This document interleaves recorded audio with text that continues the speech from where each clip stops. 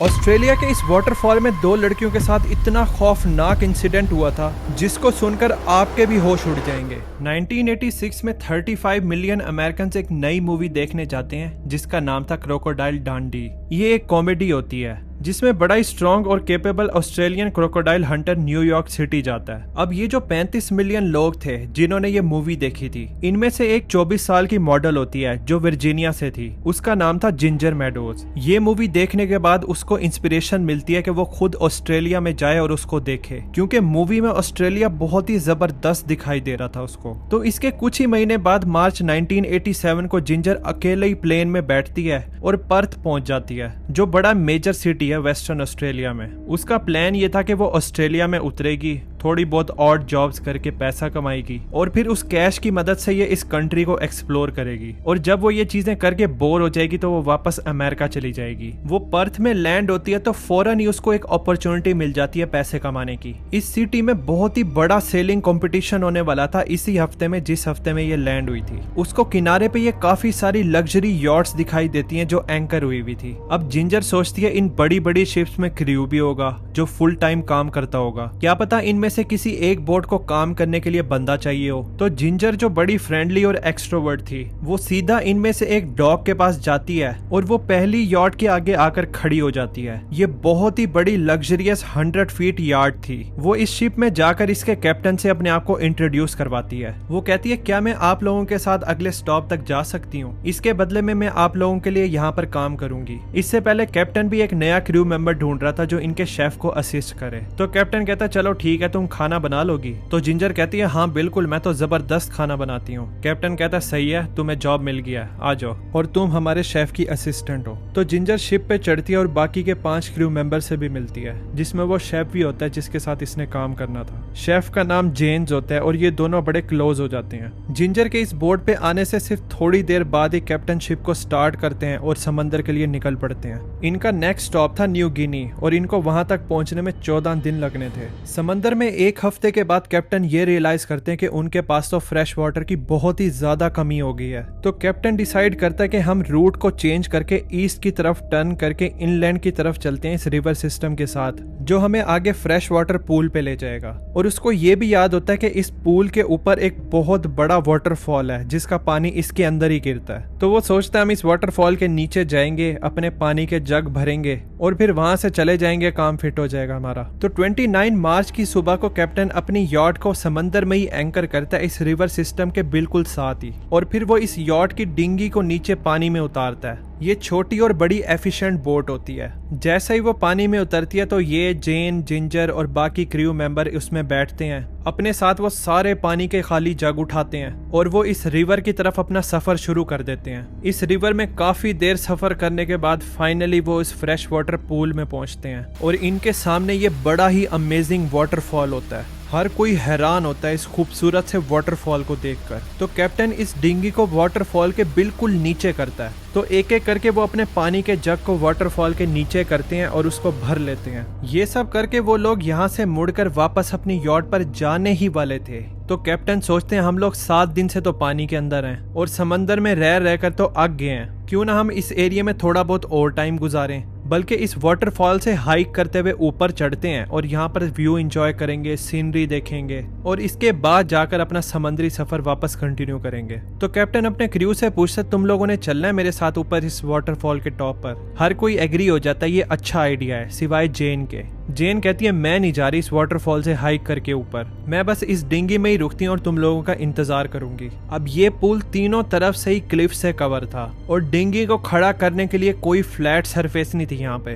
Basically पानी के and पे ही क्लिफ शुरू हो जाती थी और इस पुल का भी छोटा सा रास्ता था जो रिवर में खुलता था जाके। तो कैप्टन डिंगी को इस वाटरफॉल के सामने वाली क्लिफ की बॉटम पे लाकर खड़ा कर देता है। तो वो, जिंजर और बाकी क्रू मेंबर इस डिंगी से उतरकर क्लिफ पर चढ़ना शुरू कर देते हैं। ये लिटरली बड़ी मुश्किल से इस वाटरफॉल के टॉप पर चढ़कर जा रहे थे। अब हर कोई ऊपर आराम से जा रहा था सिवाय जिंजर के। वो बार बार इन पत्थरों से फिसल रही थी। ये एरिया भी बड़ा स्टीप था और ये चीज खतरनाक भी थी। तो वो एक पॉइंट पर कहती है दफा करो, मैं भी नहीं जा रही, और वो उतर कर वापस इस डिंगी में बैठ जाती है। कैप्टन और बाकी क्रू जो थे वो अपना ऊपर की तरफ सफर कंटिन्यू रखते हैं। अब जेन और जिंजर इस डिंगी में बैठे थे और वो ऊपर देख रहे थे बाकी क्रू मेंबर्स को कि वो ऊपर चढ़ कर जा रहे हैं। तो इन दोनों को फील होने लग जाता है कि शायद हम इस फन को मिस कर रहे हैं। वो कहती है चलो हम भी कोई दूसरा रास्ता देखते हैं ऊपर चढ़ने के लिए। तो वो इस पूरे पूल के क्लिफ एरिया को स्कैन करना शुरू कर देते हैं कि कोई अच्छी जगह है चढ़ने के लिए ऊपर। तो पूल की दूसरी तरफ उनको एक क्लिफ दिखाई देती है जो ज्यादा स्टीप नहीं थी।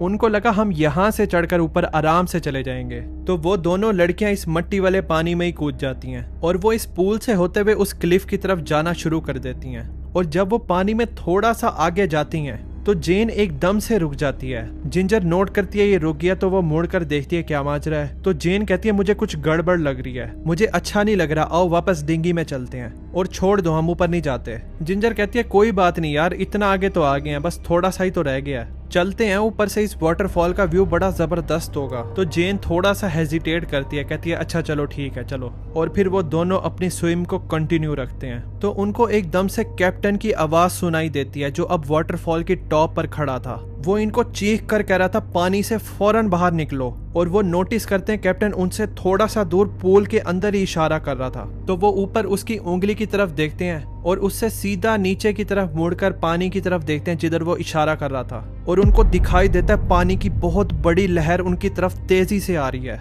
ये एक 12 फुट लंबा सॉल्ट वाटर क्रोकोडाइल था जिसने उनको नोट कर लिया था और वो अब इनकी तरफ तेजी से आ रहा था। जेन और जिंजर को पता था वो डिंगी बहुत ज्यादा दूर है इनसे, उस तक पहुंचने से पहले ये मगरमच्छ इनको पकड़ लेगा। तो उनके पास सबसे बेस्ट ऑप्शन था कि वो यहाँ से मुड़ें और सबसे करीबी क्लिफ फेस के ऊपर चढ़ जाएं, क्योंकि पानी से बाहर निकलने का यहाँ पर कोई रास्ता नहीं था, हर तरफ बस क्लिफ्स थी। तो वो स्विम करके इस क्लिफ फेस के पास पहुंचते हैं जो बिल्कुल वाटरफॉल के नीचे था। पानी उनके ऊपर गिर रहा था। वो ऊपर चढ़ने की कोशिश कर रही थी पानी से बाहर निकलने की, लेकिन यहाँ पर पकड़ने की कोई जगह ही नहीं थी, हर चीज स्लिपरी थी। लेकिन यहाँ पर एक पत्थर वाला किनारा था जो पानी के अंदर ही था। ये लोग इसके ऊपर खड़े हुए थे, लेकिन इसके ऊपर चढ़ने के बावजूद भी वो अभी भी पानी के आधा अंदर थे। ऊपर चढ़ने की नाकाम कोशिश करने के बाद जब उनको पता चलता यहाँ से कहीं नहीं जाया जा सकता, तो वो पीछे मुड़कर अपने सामने पानी की तरफ देखते हैं। तो इनको अपने बिल्कुल सामने वो मगरमच्छ दिखाई देता है जो इनका पीछा करके आ गया था। इस वाटरफॉल से जहाँ पानी गिर रहा था वहां पर मगरमच्छ आके रुक जाता है और वो अपना मुंह खोलकर इनकी तरफ घूर रहा था। दोनों लड़कियां भी इसकी तरफ देखती हैं, उनको पता नहीं होता क्या करना है। कैप्टन और क्रू मेंबर ऊपर से देखते हैं यहाँ पर क्या हो रहा है। वो फौरन तेजी से नीचे आने की कोशिश करते हैं इन दोनों को बचाने के लिए, लेकिन उनको कम से कम कुछ मिनट चाहिए थे उस डिंगी के पास पहुंचने के लिए। जेन और जिंजर को भी इसका पता था कि उनको टाइम लगेगा यहाँ पर आते हुए, तो वो दोनों चीखें मारती हैं इस मगरमच्छ को दूर भगाने के लिए, और ये चीज काम भी कर जाती है। कुछ देर के बाद मगरमच्छ अपना मुंह बंद करता है और पानी के नीचे गायब हो जाता है। लेकिन अब मसला ये था कि अब उनको ये नहीं पता था कि वो किधर है। पानी के ऊपर हो तो पता चल जाता वो वहां पे है, लेकिन अब दिख नहीं रहा तो वो कहीं से भी आ सकता था। इसी वजह से जिंजर बिल्कुल ही पैनिक हो जाती है। वो जेन से अपना हाथ छुड़ाती है और राइट साइड पे कूद जाती है पानी में। वो इस क्रोकोडाइल से दूर स्विम करके इस बोट की तरफ जाना शुरू कर देती है। पानी में सिर्फ वो 2 दफा हाथ मारती है तो वो क्रोकोडाइल एकदम से पानी से बाहर निकलता है, उसको पेट से पकड़ता है और फिर फौरन नीचे ले जाता है। जेन अपने सामने ये होता हुआ देख रही थी, उसको कोई आइडिया नहीं था कि क्या किया जाए। उधर क्रू अभी भी बोट के पास नहीं पहुंचा था और अब ये अकेली यहाँ पर खड़ी थी। तो वो उस एरिया को देखना शुरू कर देती है जिधर से वो क्रोकोडाइल जिंजर को नीचे लेकर गया था पानी में। इसके कुछ सेकंड बाद मगरमच्छ दोबारा से अपना सर पानी से बाहर निकालता है और जेन की तरफ देख रहा होता है और उसके जॉज में जिंजर होती है।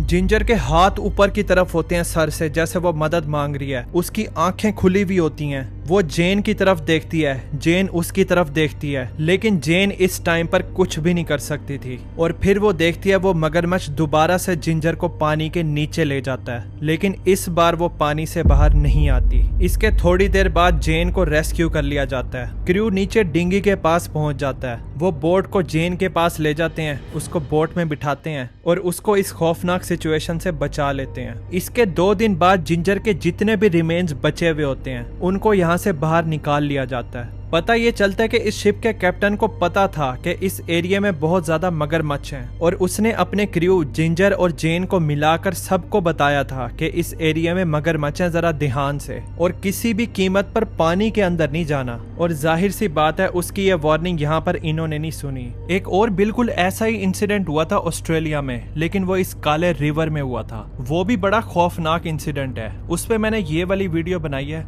आपको हाईली रिकमेंड करूंगा कि आप जरूर देखना। मिलते हैं फिर इस काले रिवर में। Thanks for watching.